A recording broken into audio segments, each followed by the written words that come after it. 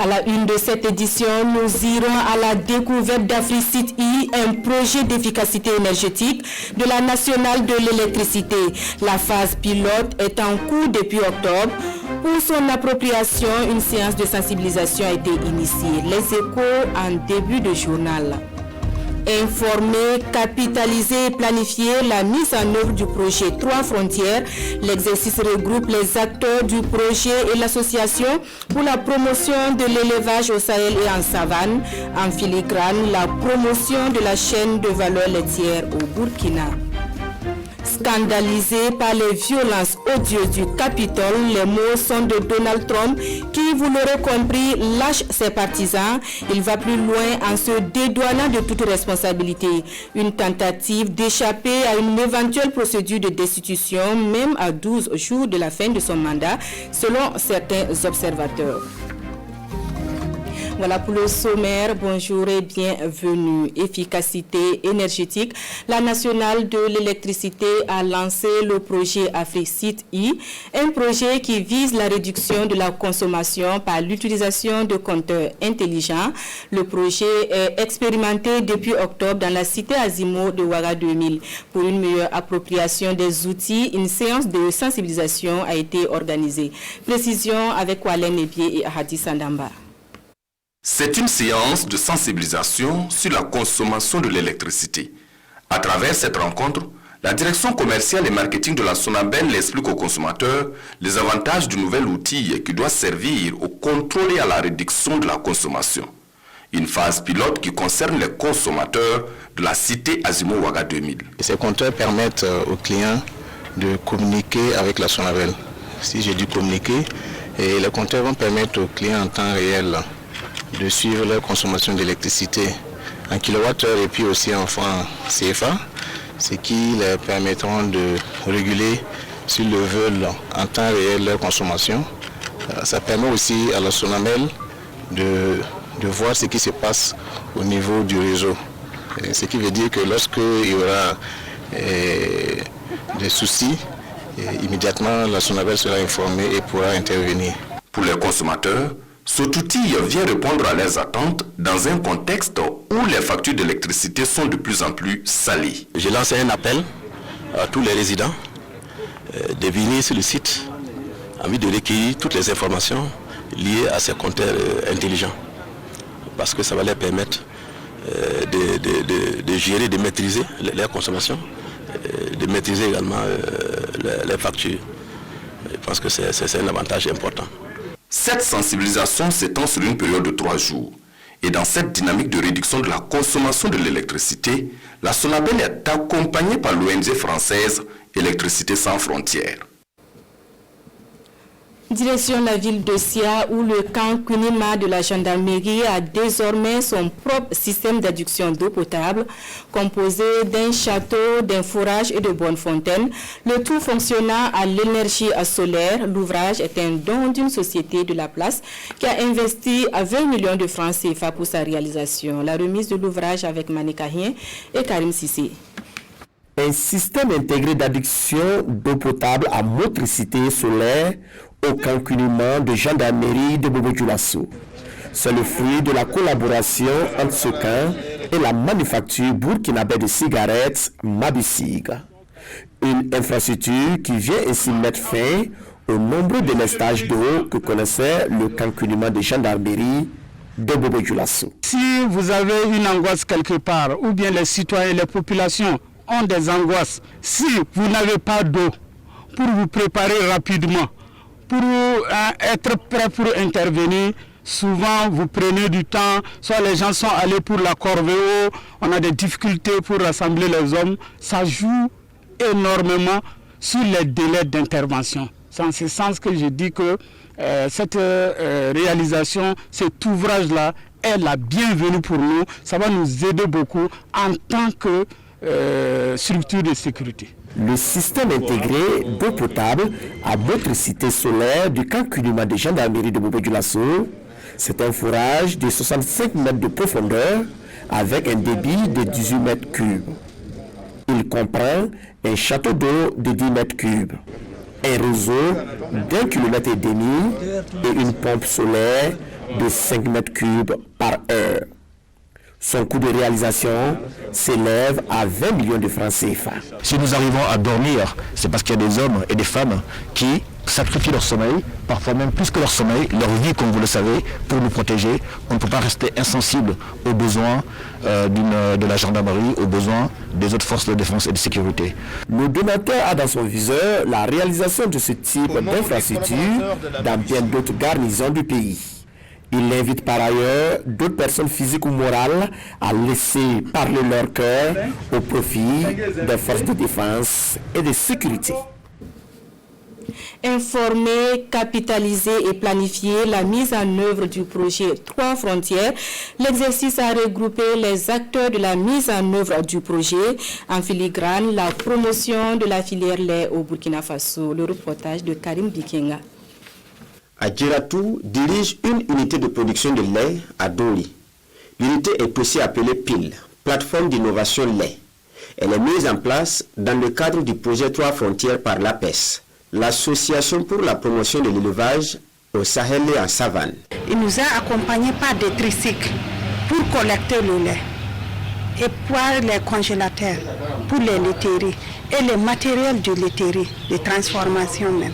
APES est en train de nous accompagner pour mettre le vitrine du lait dans la région du Sahel. La présidente de la PIL Doli prend ainsi part à l'atelier d'évaluation et de planification des activités du projet 3F à Wayuguya. Il est surtout question du développement des filières agro-pastorales, première composante du projet. Les premiers bénéficiaires, c'était les PIL, les plateformes d'innovation lait. On a accompagné à acquérir 100 tonnes d'aliments bétail et à mettre en place un dispositif de gestion de cet aliment bétail-là pour une pérennisation effectivement de cette gestion-là. Nous avons accompagné les jeunes dans une perspective de renforcement de l'auto-emploi et de cohésion sociale. Et ce que nous pouvons en fait demander à l'endroit, c'est continuer de travailler ainsi pour accompagner les éleveurs dans leur union à pouvoir en tout cas tirer profit de cette activité. L'APES a bénéficié de 120 millions de francs CFA de l'Agence française de développement pour la réalisation de ces activités. Le projet 3F dure 3 ans et intervient dans 25 communes des régions du Nord et du Sahel. Les responsables de l'APES évaluent le taux d'exécution des activités de la première année à 80%. Moins de 50% de taux de participation aux élections couplées présidentielles et législatives.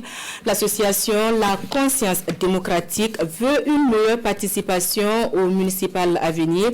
À travers des conférences publiques, elle appelle à une participation massive, surtout interpelle chaque citoyen à être un acteur de paix avant, pendant et après les élections. L'étape de Koudougou avec Roger Kam et Oumou Sissé.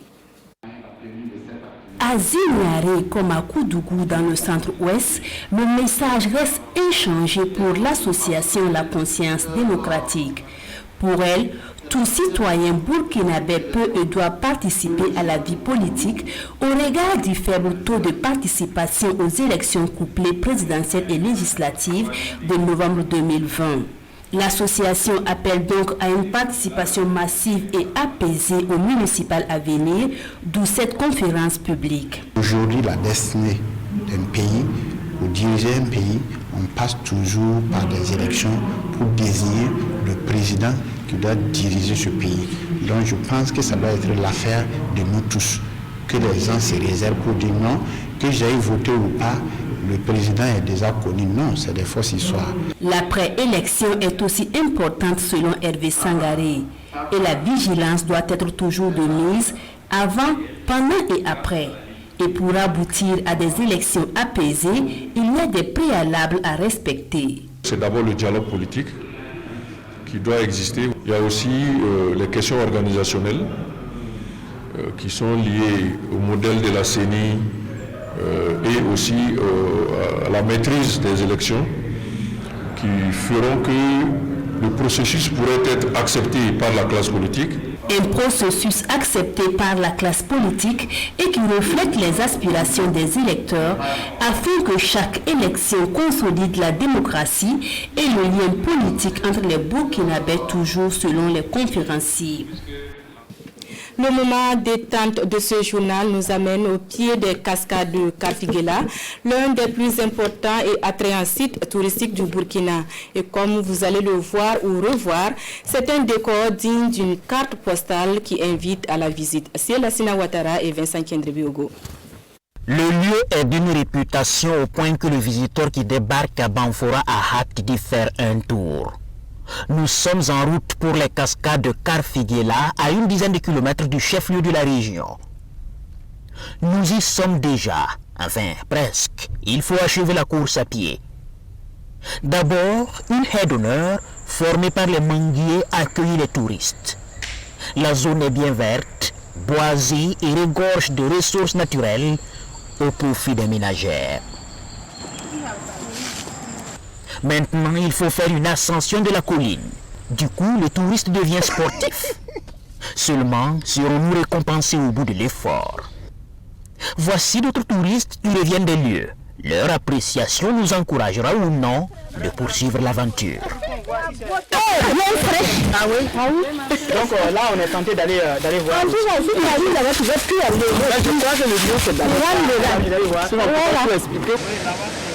Enfin, voici les cascades de Karfigela, le lieu où le coule les chutes des rochers qu'elle a taillés sculptés à sa guise au fil des années.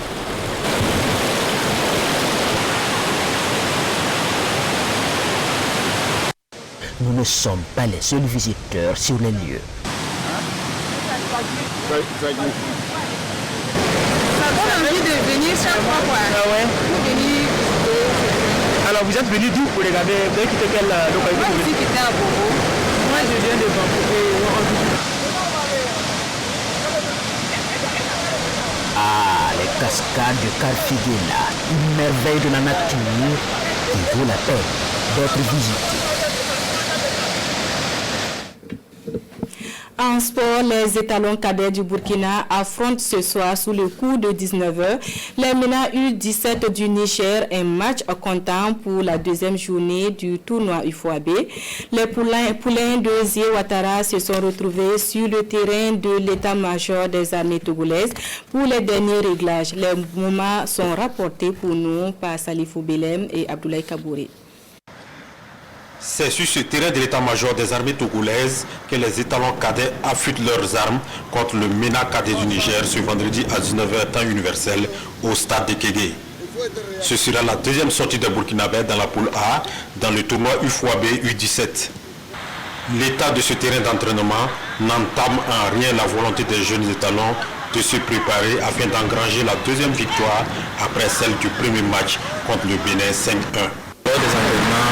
Après le dernier match, on a fait le dégassage et maintenant aujourd'hui on a fait de l'efficacité. On a trouvé sur les côtés aussi. On a fait tout le match. Le match de vendredi, je vais tout faire pour marquer au moins 3 ou 2 buts pour qualifier mon équipe. Je promets de donner la victoire au Burkina Faso.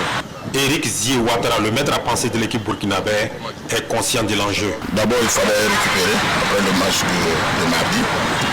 Aujourd'hui, nous sommes plus dans la tragédie de jeu. Comment est-ce que nous voulons jouer? C'est vrai que le Niger a perdu, mais c'est une grande équipe aussi. Nous avons analysé comment est-ce qu'ils jouaient. Et ce soir, c'était mettre quelque chose en place pour pouvoir les contre. Une seconde victoire des étalons cadets les propulserait en demi-finale. Vivement que ces jeunes restent concentrés jusqu'au bout.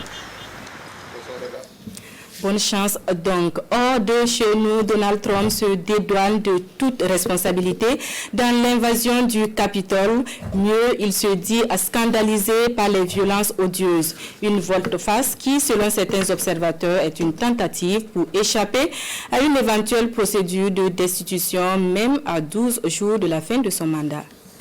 Au lendemain de l'invasion du Capitole, Donald Trump a lâché ses partisans et se dédouane de toute responsabilité.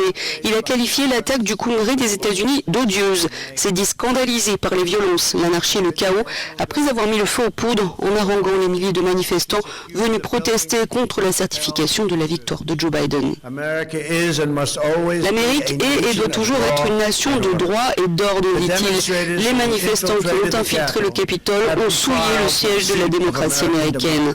Pour ceux qui se sont livrés à des actes de violence et de destruction, vous ne représentez pas notre pays. Et à ceux qui ont enfreint la loi, vous le paierez. Sur un ton résigné, il a aussi déclaré « Le Congrès a maintenant certifié les résultats. Une nouvelle administration sera investie le 20 janvier. Je me concentre maintenant sur la nécessité d'assurer une transition du pouvoir en douceur, ordonnée, sans heurts. Ce moment appelle à la guérison et à la réconciliation. » Ce changement de rhétorique laisse penser à une tentative du président sortant pour échapper à une éventuelle procédure de destitution à 12 jours de la fin de son mandat. Donald Trump semble se ranger du côté des manifestants les moins virulents, ceux qui n'ont pas fait partie de l'assaut du Capitole, comme Jenny.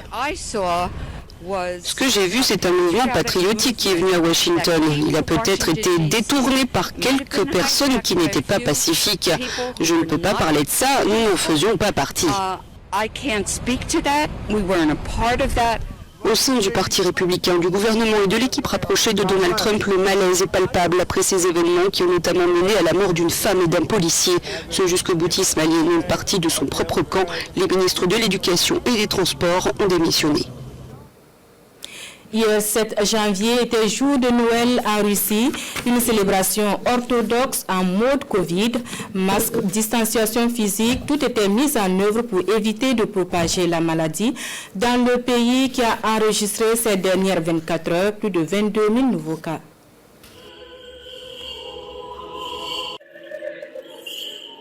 Masques, distanciation sociale et prière. Les fidèles orthodoxes russes ont célébré ce premier Noël en temps de pandémie presque comme d'habitude. Des services religieux ont eu lieu dans les églises et les cathédrales de tout le pays. Les autorités qui ont suivi la situation du Covid-19 ont vu que l'église n'était pas une zone rouge, que tout était respecté ici bien mieux que dans les transports publics ou dans les magasins. La distance sociale est respectée, les gens portent des masques.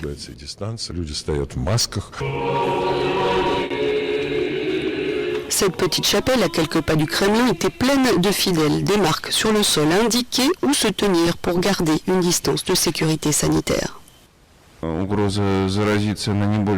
menace d'être contaminé n'est pas plus grande que dans n'importe quel magasin. Nous nous souvenons encore de Pâques lorsque les églises étaient vraiment fermées et que c'était un véritable défi pour nous tous. Vous venez et vous sentez comme si vous étiez protégé ici. Nous espérons que les puissances célestes nous protégeront.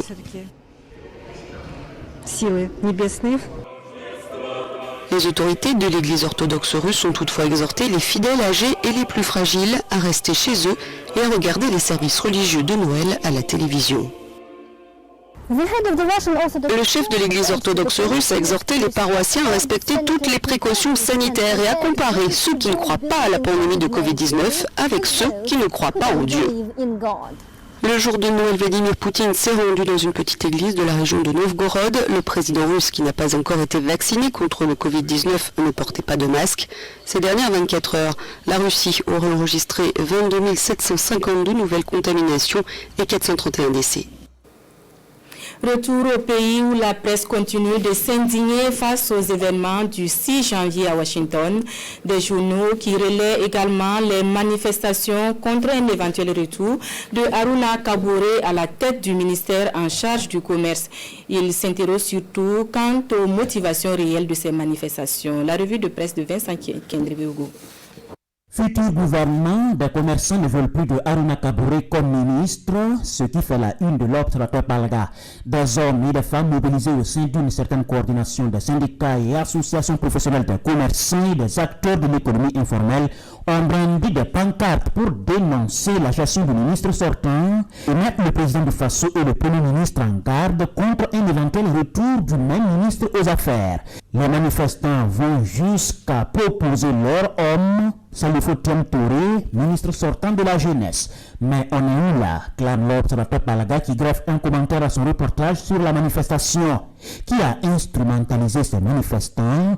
Le journal refuse de croire que ce soit le nommé Salifou Touré lui-même, car ce ne serait pas malin de sa part. Et que l'Obs, en fin de compte, ceci aura-t-il un impact sur la formation du gouvernement d'Abiré 2?